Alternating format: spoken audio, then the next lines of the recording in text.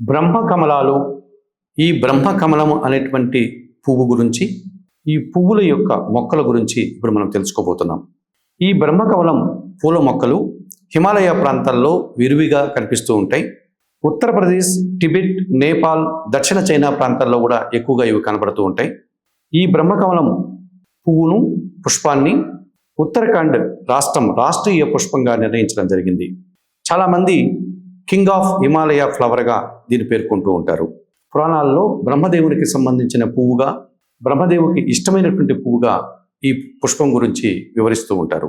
ఆయుర్వేద శాస్త్రంలో అనేక రోగాలను తగ్గించేటువంటి ఔషధాలలో ఈ బ్రహ్మకమలం పువ్వుని ఉపయోగించినట్లుగా మనకు తెలుస్తోంది. ఇవి రాత్రిపూట మాత్రమే సహజంగా వికసిస్తూ ఉంటాయి.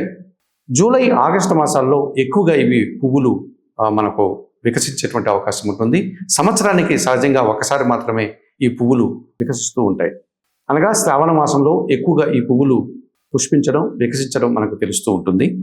ఎవరి ఇంట్లో అయినా ఇంటి ముంగిటి కానీ, ఇంటి బయట కానీ, లేక వారి పొలంలో, తోటల్లో గన ఈ పువ్వులు గన ఈ శ్రావణ మాసంలో పూస్తే ఆ పువ్వులను లక్ష్మీదేవికి సమర్పిస్తే గన అది దివ్య పుష్పం అవుతుంది. ఆ ఇంటికి అదృష్ట యోగం ఉంటుందని పెద్దలు చెప్తారు.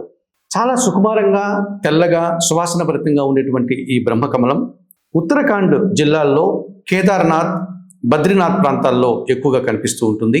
ఈ కేదార్నాథ్, బద్రీనాథ్ ఆలయాల్లో ఈ పువ్వులను భగవంతునికి సమర్పించి అలంకరించేటువంటి సాంప్రదాయం ఉంది.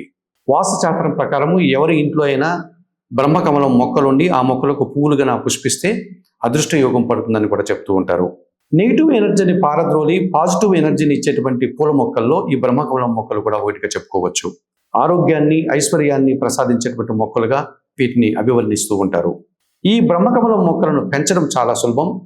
బ్రహ్మకమలం మొక్క యొక్క చిన్న కాండాన్ని కానీ, ఆకుని సైతం తుంచుకుని భూమిలో నాటితే అది వెంటనే అభివృద్ధి చెందేటువంటి పరిస్థితి మనకు కనిపిస్తుంది.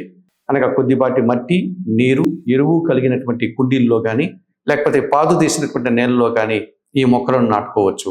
సులభంగానే ఇవి అభివృద్ధిని చెందుతాయి. మంచి పువ్వులను సంవత్సరానికి ఒకసారి అందిస్తూ ఉంటాయి. ఓకే.